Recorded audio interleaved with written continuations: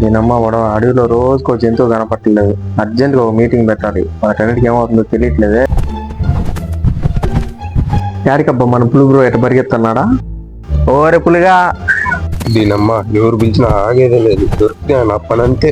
ఈడేందబ్బా బేదులు అవుతున్నాడు లాగా పరిగెత్తన్నాడా? ఈడు ఆగేటట్లేదు కానీ మనమే పోయి ఆపుకుందాం.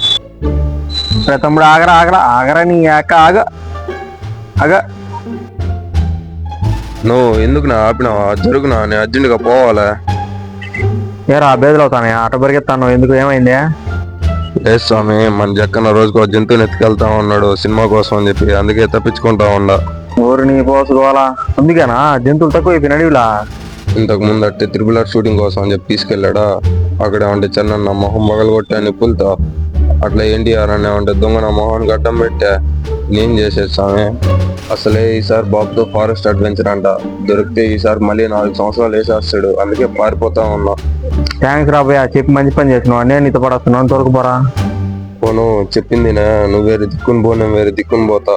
లేదంటే జక్కన దొరికామంటే ఇద్దరు గెలిపి ఒకేసారి తడేసేస్తాడు. ఈసారి మళ్ళీ 4 సంవత్సరాల తర్వాత సినిమా అయిపోయాక కలుద్దాం. అట్నే రాబోయా, మళ్ళా కలుద్దాం అయితే. 3 days later.